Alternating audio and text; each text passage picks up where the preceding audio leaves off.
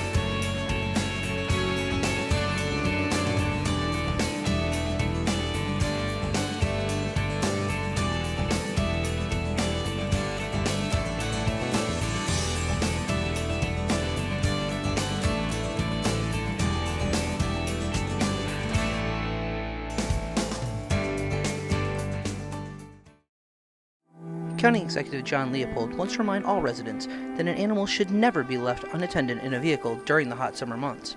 Even on a mild day with the windows cracked, the temperature inside will rise quickly, causing imminent harm or death to pets. If an animal control officer sees an animal left unattended in a vehicle, a criminal citation will be written, and the owner of the vehicle must appear in court and face a potential fine of $500 and 30 days in jail. Don't put your animal in harm's way, even on a mild day. Don't leave any pets unattended in vehicles. Welcome back.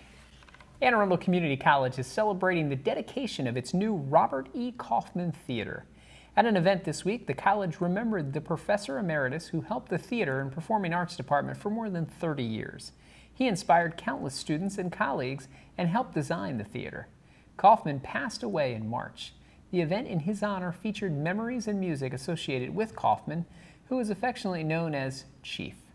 Selected scenes from his memorable shows were also shown. If you missed the event, you can get your own copy by donating to the Robert Kaufman Scholarship Fund. You can send your donation to the Anne Arundel Community College Foundation, 101 College Parkway in Arnold, Maryland. That's 21012. And it sounded like it was a great event for a great guy. Well, Mary Felter has returned from vacation and she has an important request for volunteers. When tax time comes, we want to have an army of people ready to help our senior citizens. Mary? Thank you, Karla. Today my guest is Kim Yates, who's the director of our RSVP program, and I'm going to let her explain what that all is. I asked her on the program so she could talk about the volunteer programs that need volunteers in the next coming months. Welcome to the program. Thank you, Mary. I'm glad to be here. Tell me a little bit about what RSVP stands for so our listeners will know and our viewers will be able to understand. Okay, RSVP is an acronym for Retired Senior Volunteer Program. And what we do is we recruit volunteers in different areas of the county to perform different functions for the seniors and the disabled. And where do they volunteer? Do they go to schools or hospitals, or where do they volunteer? We have volunteers in schools. We have them at the senior centers. We have them in museums. We have them just about anywhere you can think of. The Red Cross, the Cancer Society, thrift stores. We have about 250 volunteers. That's a good number. Yeah. We want people to join them, right? We need more. You have a program coming up. It's called VITA.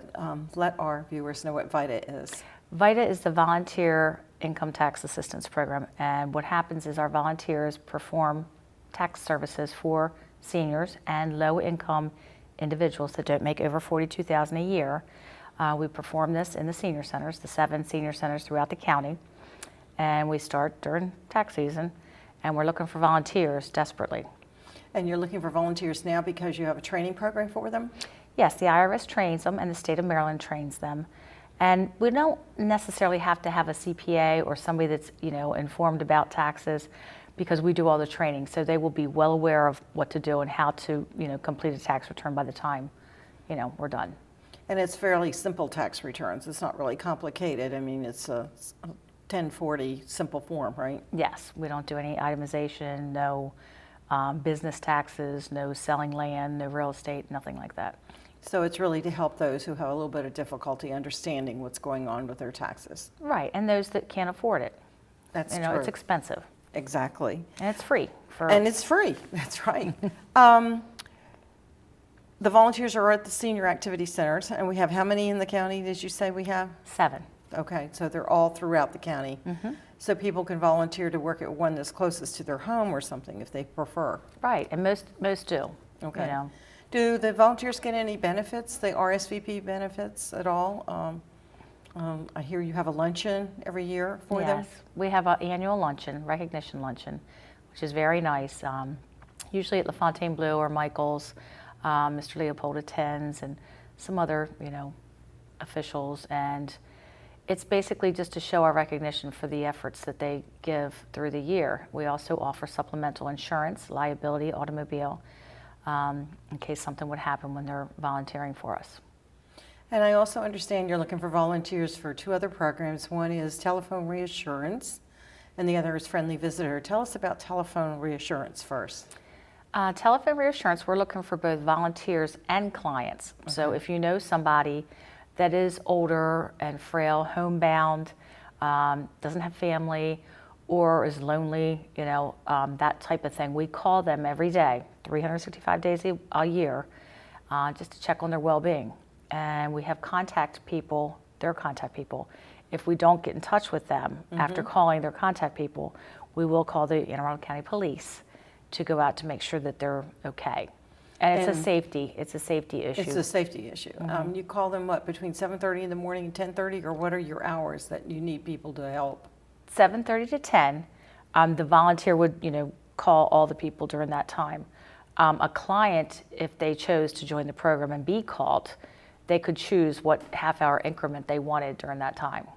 And if they're going to be out doing something else that day and so wouldn't be there to answer the phone, they can let you know that, right? Yes, they can call in. Actually, we have people that just call in just to let us know that they're okay. And it helps for the family members of people that, family members that live out of town to know that their parents are, being taken care of and are safe. Somebody's paying attention to them. Yes. And another one where you pay attention to people is the Friendly Visitor Program. Yes. Tell me a little bit about that. This is a program where we recruit volunteers to go out to clients' homes once a week for 1 hour. They can do things as simple as just chit-chatting like we are, playing cards, doing puzzles. They can go grocery shopping if they choose. Just interaction to develop socialization for people that are lonely and isolated. And it's a wonderful program. And the clients as well as the volunteers are very stimulated by it. It's very gratifying. I understand that you're looking for some men for this program as well, and that men can talk about their jobs, or they can talk about military experience, or share information on sports that they like, or something like that, so that the men can relate to other men sometimes. Right. We try to match, based on female to female, male to male. And right now I do need, males more than females, but I need anybody really. But males would be great, also because I have male clients that are, looking for somebody to come spend time with them. So if someone wants to volunteer either for VITA, telephone assurance, or Friendly Visitor, what direction do you give them? Do they come to your office, or do they make a phone call? What do they do? They can call me at 410-222-6717 or 410-222-6713. They can also visit us on the website, which is www.aacounty.org. That's right. /aging. /aging. We'll put that up on the screen for our viewers so that they'll know what that is. But why don't you repeat the telephone numbers again so people can write that down? It's 410-222-6717 or 410-222-6713. Well, thank you very much, Kim, for coming on the program today and letting people know about ways they can volunteer.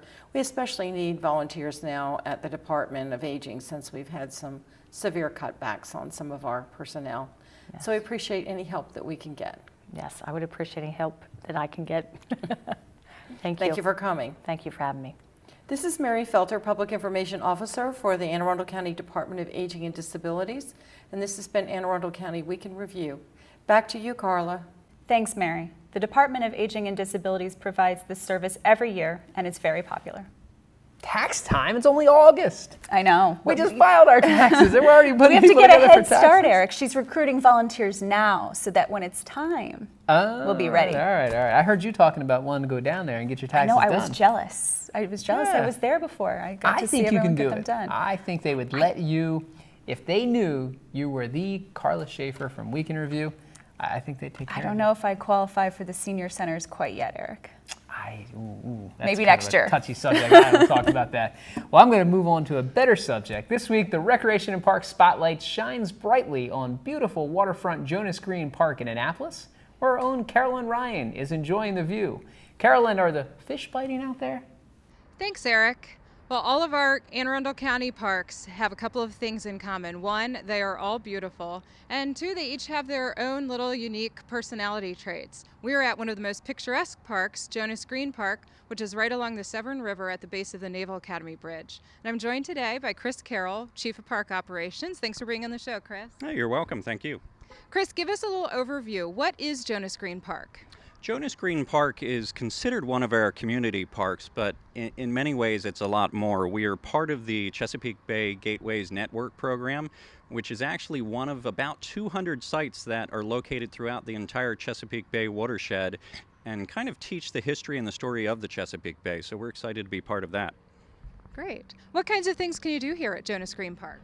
A lot of different things to do at Jonas Green Park. It's a beautiful location if you've never been here, right on the Severn River, gorgeous views of the surrounding area. Just up the hill from here, you can actually walk to the War Memorial, which salutes our veterans.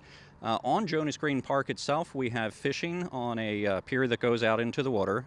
Maryland DNR helps us with that. We have picnicking here at the park, and it's also one of our spots to launch kayaks and canoes, so quite a bit to do. Great. A little history on the park. How did you come up with the name for Jonas Green Park?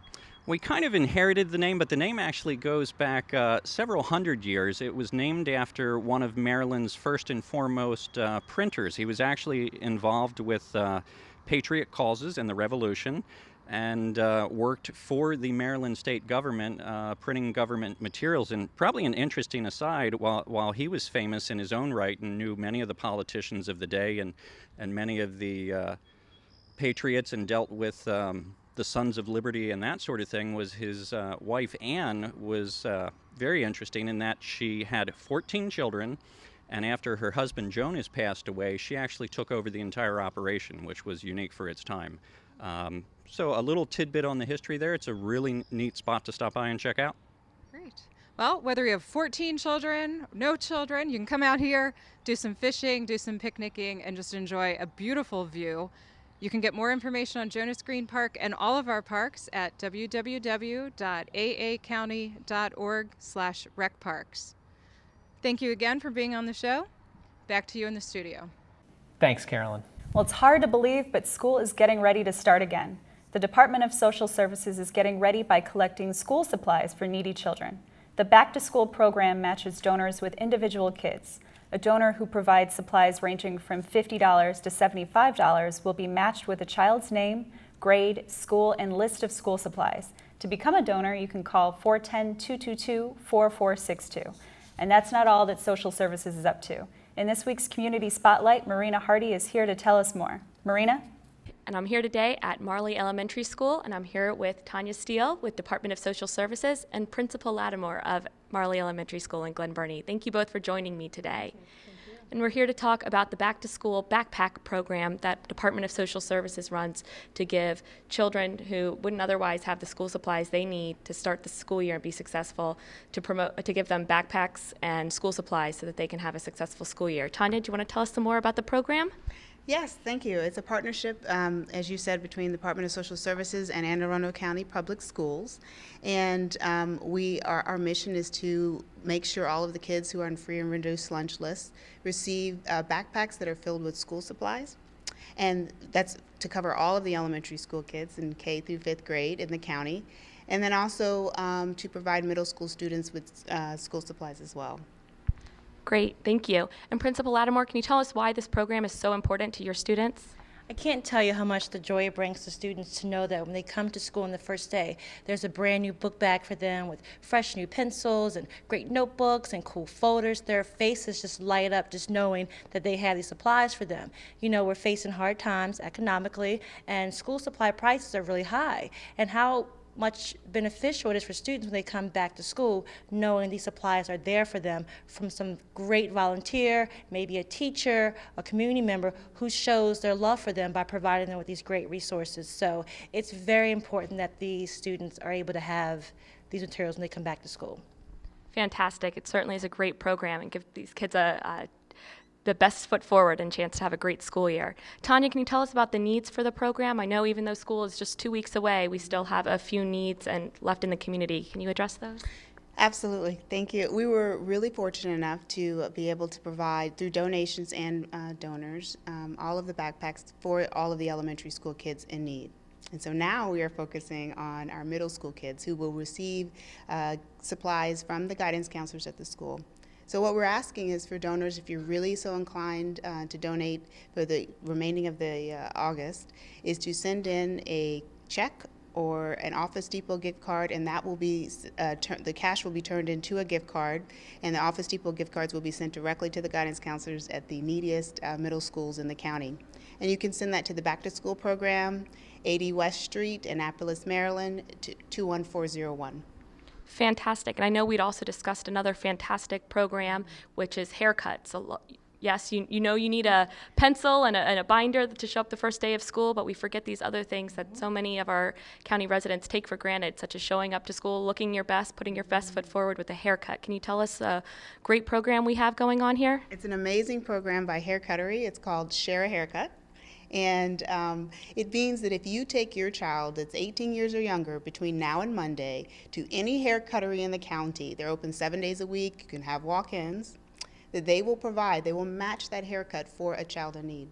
That's a fantastic program. So if you're looking for a non-traditional way to give, even though times are tight and money might be tight in your own wallet, that's a great way to give while giving your kids the back-to-school haircut. So thank you so much for bringing that to our attention. Tanya, are there any other programs, if budgets are tight now, are there any other programs into the fall that people might be able to participate in? Absolutely. While we wrap up back to school, we'll be rolling into our holiday sharing program, which is a huge program for the county and for the Department of Social Services. And so you can give us a call at 410-269-4462. You can also send in cash donations for that program as well. But what that program does is just like back to school, we match a donor with a family who is receiving food stamps or temporary cash assistance, and the donor delivers food for Thanksgiving directly to the home or to the senior as well. And then for Christmas, we provide food and gifts.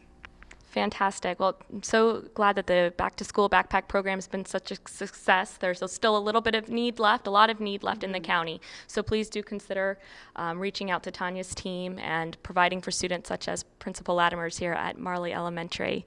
Thank you both so much, and hope best of success for a good school year and for the rest of the programming throughout the year.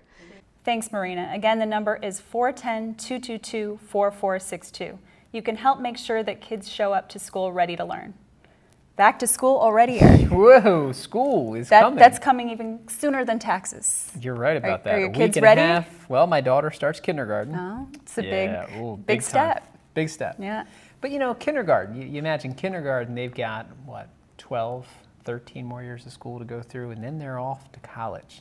And speaking of college, yes, this is the time of year where you get a lot of those seniors that just graduated, and they probably had one of the best, most memorable summers of their lives. That senior year, the college year, just a great time. It was one of my favorite summers. Mine as well. Growing up. But think about that. Think back to when that was. I know it wasn't that long ago for you. Maybe 4 years or so. Maybe 4 years. That's why you're not eligible for that senior center tax thing. Yeah. But think about that. I mean, you went away to college. What were some of your emotions as you left high school? Everything is very structured, and you're going into college. Did you live on campus? I didn't. I went to college in the same town I grew up in. Okay. So I said it backwards. I did live on campus. I didn't live at home. I guess that's the question that I always get, because people say, oh, you grew up there. Did you end up living at home? But no, I lived in the dorms. I thought it was, important to live in the dorms, and I had a scholarship that covered my room and board. So that's good. I was moving out. And so when you moved all of your stuff in, I mean, that had to have been a big day. Your first time really away from home. You were excited. Yeah. Because you get those mixed emotions. Some people really excited, some people scared, some people nervous. I mean, but that's good. You were excited. Yeah. I mean, it was a good experience. I met, a couple of my best friends to this day. One lived across the hall, one lived next door. So, yeah. And what about you? Because after high school, I went in the military. Went right in the military, and I did a college tour. I went around and saw all my friends that had went away to college. Cornell, Salisbury, South Carolina. So the that was Erik fun. Robey College Tour. The Erik Robey College Tour. It was good. I should have videotaped it and made a documentary of it. But no, I did it a little untraditional. I went in the military and actually was able to finish most of my college while I was actually in the military. So it was great to be working at night, coming home and sleeping, studying, going to class, going back to work. I mean, it was tough, but it was definitely well worth it. Big change. Big change. From high school. But the big question that everybody has out there, because everybody's, I know, calling in right now asking this, did you take your laundry home to mom? Yes. We love it. We love it. At least she's honest, folks. Yes. Sunday dinners in my house were mandatory. So that's good. Everybody, no So matter you what showed you up were doing, to eat and bring your I laundry. showed up on Sunday nights with my laundry, and I brought some of my roommates along, and my brothers would come home and bring their friends and That's girlfriends good. and things That's like that. So it would be, a fun night. Everyone would come back together. And That's a good Michigan night, That's folks. right. Well, that wraps up this week's edition of Week in Review. You can watch this episode online anytime at www.aacounty.org. Archive episodes are available at blip.tv and now on YouTube. You can also subscribe to the free video podcast at iTunes.